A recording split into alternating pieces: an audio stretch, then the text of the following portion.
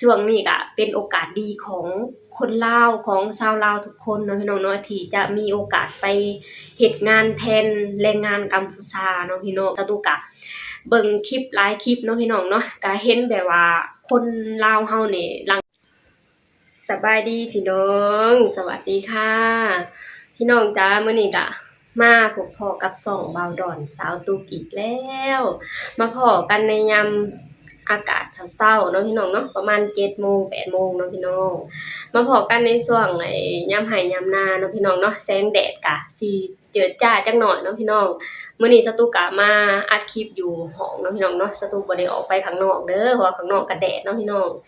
มื้อนี้ก็บ่ได้พากันไปไร่ไปนาเนาะพี่น้องเนาะพากันอยู่เรือนเพราะว่างัวควายก็เขาเจ้าได้เริ่มผูกแล้วเนาะพี่น้องเนาะเริ่มผูกเริ่มเริ่มเลี้ยงเองเนาะพี่น้องเนาะก็เลยแบบว่าบ่ได้ค่อยไปเผาปานใดไปก็สลับมื้อไปเนาะพี่น้องเนาะแล้วอีกอย่างก็แล้วประมาณวันจันทร์วันคารก็จะพากันเริ่มลกกะดำเลยเนาะพี่น้องเนาะมื้อนี้ก็สตุกะจะมาเว้าถึงเรื่องแรงงาน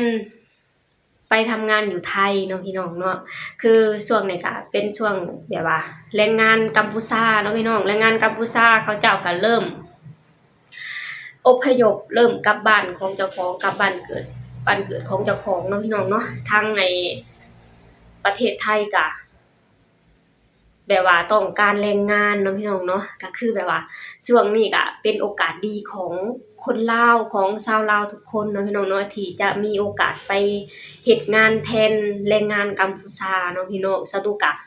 เบิ่งคลิปหลายคลิปเนาะพี่น้องเนาะก็เห็นแบบว่าคนลาวเฮานี่หลั่งไหลกันไปเฮ็ดบัตรสปอร์ตบัตรMOU เนาะพี่น้องเนาะเพื่อจะไปทำงานอยู่ประเทศไทยแบบว่าคึกคืนเนาะพี่น้องเนาะสตุกเบิ่งกับสตุกยังมีความสุขเนาะพี่น้อง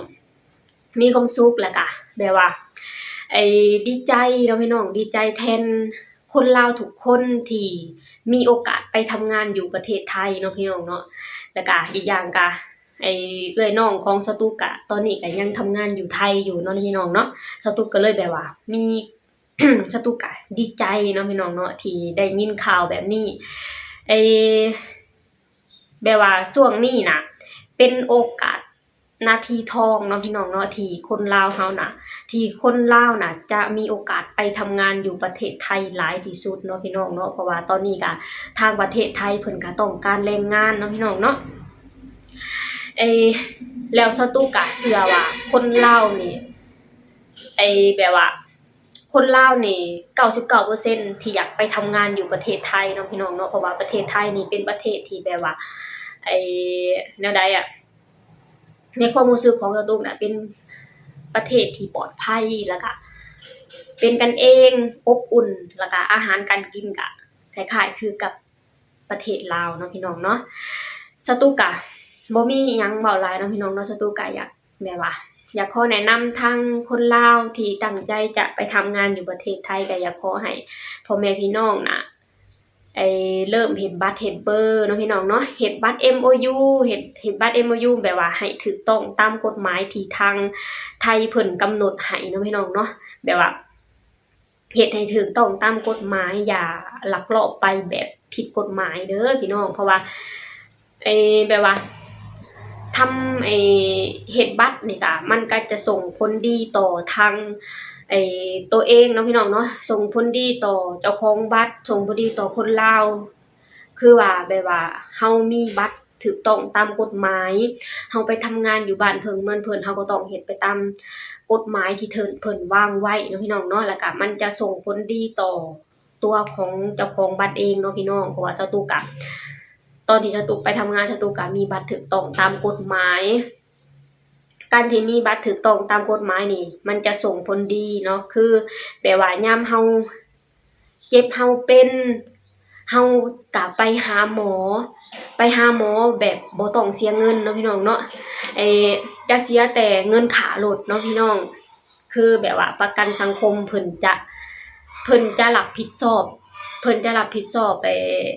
ออกให้เนาะพี่น้องเนาะแล้วก็เฮาเป็นแรงงานเฮาก็ทำงานแต่ละเดือนเฮาก็ส่งค่าประกันสังคมให้เพิ่นไปเนาะพี่น้องเนาะ แบบว่าถ้าหากว่าเฮาไปทำงานอยู่ประเทศเพิ่นเฮาบ่เฮ็ดตามเพิ่นก็อยู่ยากเนาะพี่น้องเนาะถ้าหากว่าเฮาเฮ็ดตามเพิ่นเฮ็ดบัตรถูกต้องตามที่เพิ่นต้องการเฮาก็อยู่สบายหางานก็สะดวกสบายเนาะพี่น้องเนาะอยู่อาศัยอยู่บ้านเพิ่นเมืองเพิ่นก็อยู่แบบสะดวกสบายส่ำบ้านหลังที่2ของ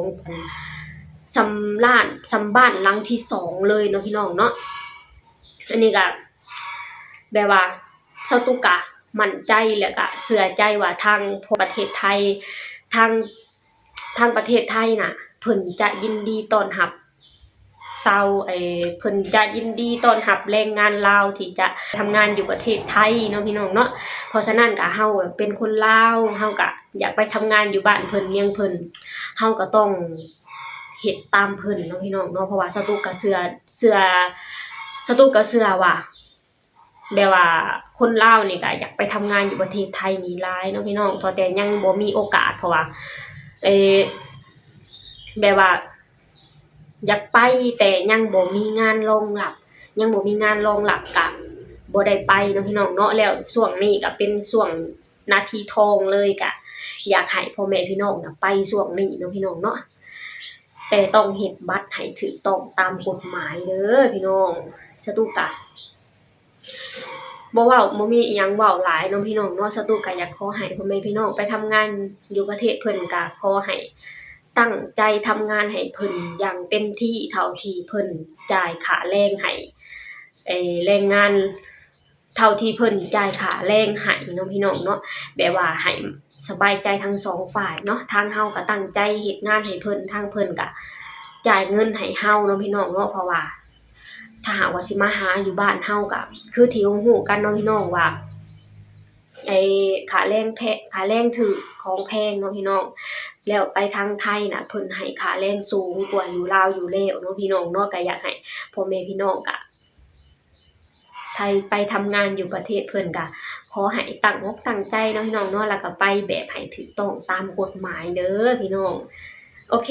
สตุกเองก็จะขอจบคลิปลงเท่านี้ก่อนเนาะพี่น้องเนาะสตุกก็จะพาไปเฮ็ดของกินให้คนน้อยตอนนี้ก็กำลังนอนเนาะพี่น้องสตุกก็จะไปเฮ็ดของกินท่าเพิ่นเนาะถ้าหากว่าเพิ่นตื่นมานี่สตุกเฮ็ดหยังบ่ได้เลยเนาะพี่น้องโอเคสำหรับคลิปนี้ก็สตุกก็จะขอจบลงเท่านี้ก่อนเด้อฝากให้พี่น้องช่วยกดไลค์กดแชร์กดติดตามให้ช่องบ่าวดอนสาวตุ๊กแหน่เด้อเพื่อเป็นกำลังใจให้สาวตุ๊กได้